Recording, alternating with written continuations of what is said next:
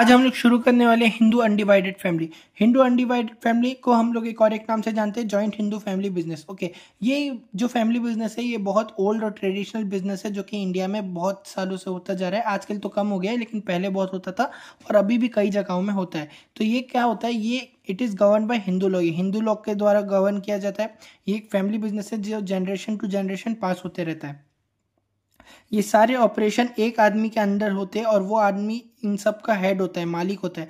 और वो मालिक को हम लोग बोलते हैं कर्ता, और कर्ता उस परिवार का सबसे बुढ़ा आदमी होता है, सबसे ओल्डेस्ट मेंबर रहता है, उसको हम लोग कर्ता बोलते हैं। ठीक है, और जो कर्ता को छोड़ के जो बाकी मेंबर्स रहते हैं उनको को पर्सनर्स बोलते हैं। ये दो मेन टाइप्स के होते हैं या फिर दो मेन स्कूल्स बोलते हैं हम लोग। एक होता है दया भागा, एक होता है मिताक्षरा। इनको याद कैसे करें सर? दो main school, joint Hindu family, दो हिंदू लोग हैं, दया भागा मिताक्षरा। याद कैसे करें सर?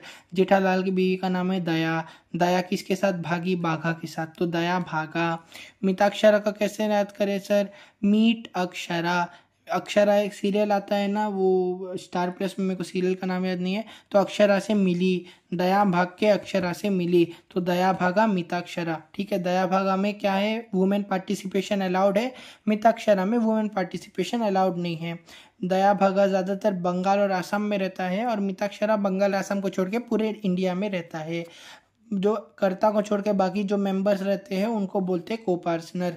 इसके फीचर्स क्या है? माइनर मेंबर भी इसमें अलाउड रहते हैं। क्यों अलाउड रहते हैं सर? क्योंकि इसमें मेंबर बनने के लिए आपको वहाँ पैदा होना पड़ता है, तो आप पैदा हो गए तो आप वहीं बन गए मेंबर यार। फॉर्मेशन क्या है? It is govern by Hindu law. इसमें लाइबिलिटी कर्ता की अनलिमिटेड लाइबिलिटी रहती है, को पर्सनर्स की लिमिटेड लाइबिलिटी रहती है।